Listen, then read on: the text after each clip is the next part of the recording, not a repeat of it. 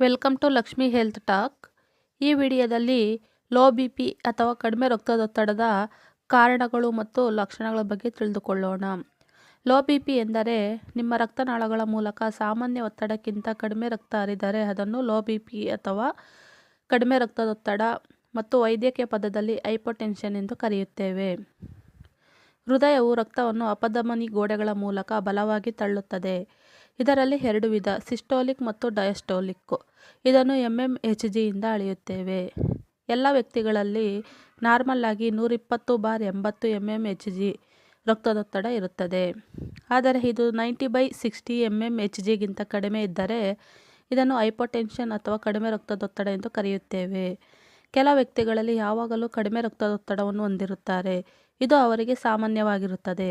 ಆದರೆ ಕೆಲವರಲ್ಲಿ ಇದ್ದಕ್ಕಿದ್ದಂತೆ ಹಠಾತ್ತಾಗಿ ಲೋ ಬಿ ಪಿ ಅಥವಾ ಕಡಿಮೆ ರಕ್ತದೊತ್ತಡವನ್ನು ಅನುಭವಿಸುತ್ತಾರೆ. ಇದು ಆರೋಗ್ಯ ಸಮಸ್ಯೆಯಾಗಿ ಅಪಾಯಕಾರಿಯಾಗಬಹುದು, ಏಕೆಂದರೆ ನಿಮ್ಮ ಮೆದುಳು, ಹೃದಯ ಮತ್ತು ಇತರ ಪ್ರಮುಖ ಅಂಗಾಂಗಗಳು ಸಾಕಷ್ಟು ರಕ್ತದ ಹರಿವನ್ನು ಪಡೆಯುತ್ತಿಲ್ಲ ಎಂದು ತಿಳಿಸುತ್ತದೆ. ಕಡಿಮೆ ರಕ್ತದೊತ್ತಡಕ್ಕೆ ಹಲವಾರು ಕಾರಣಗಳಿವೆ.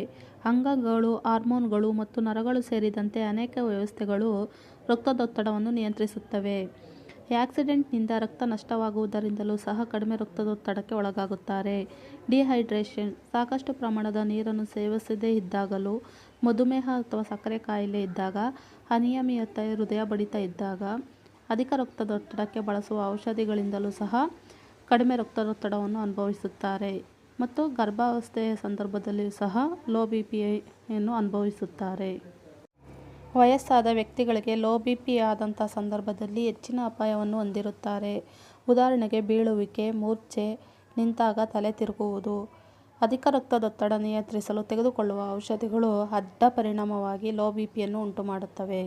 ಲೋ ಬಿ ಪಿ ರೋಗಲಕ್ಷಣಗಳ ಬಗ್ಗೆ ತಿಳಿದುಕೊಳ್ಳೋಣ.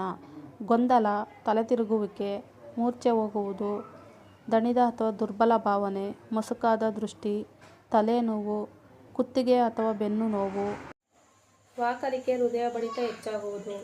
ಇಂತಹ ರೋಗಲಕ್ಷಣಗಳಿದ್ದಾಗ ಸ್ವಲ್ಪ ಹೊತ್ತು ವಿಶ್ರಾಂತಿ ತೆಗೆದುಕೊಳ್ಳುವುದು, ORS ದ್ರಾವಣವನ್ನು ಸೇವಿಸಬೇಕು ಮತ್ತು ತಕ್ಷಣ ಬಿ ಪಿಯನ್ನು ಚೆಕ್ ಮಾಡಿಸಿ ಸೂಕ್ತ ಚಿಕಿತ್ಸೆಯನ್ನು ಪಡೆಯುವುದರಿಂದ ಸ್ವಲ್ಪ ಉಪಶಮನವನ್ನು ಪಡೆಯಬಹುದು. ಈ ವಿಡಿಯೋ ಇಷ್ಟ ಆಗಿದ್ದಲ್ಲಿ ಲೈಕ್, ಶೇರ್ ಮತ್ತು subscribe. Thank you for watching.